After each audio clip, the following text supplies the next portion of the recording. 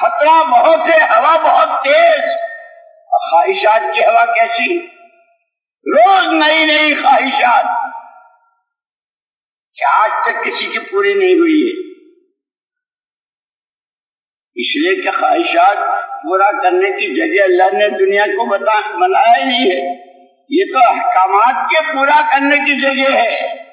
خواہشات کے پورا کرنے کی جگہ آخرت میں جنت ہے۔ ان الذين قالوا ربنا الله ثم استقاموا تتنزل عليهم الملائكة الا تخافوا ولا تحزنوا وابشروا بالجنة التي كنتم توعدون نحن اولياؤكم في الحياة الدنيا وفي الآخرة ولكم فيها ما تشتهي انفسكم، جی کی تمام چاہتوں کے پورا کرنے کی جگہ جنت، دنیا احکامات کے پورا کرنے کی جگہ، یہاں حکم ہے وہاں خواہش ہے۔ اسی لیے مولانا یوسف صاحب رحمۃ اللہ علیہ ایک بات عجیب فرمایا کرتے تھے،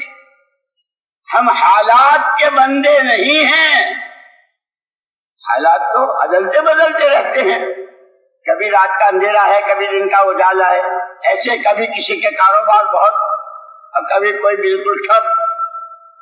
کوئی بیمار، کوئی تندرست، کوئی غریب، کوئی امیر، کیا کیا بیٹی کے،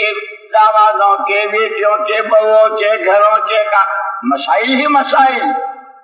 یہ حالات ہیں۔ لیکن فرمایا ہم حالات کے بندے نہیں ہیں، ہم احکامات کے بندے ہیں۔ جو بندہ بندی جہاں جس وقت جس حال میں ہو، جو بندہ بندی جہاں جس وقت جس حال میں ہو، اتنا معلوم کر لے میرے رب کا حکم کیا ہے،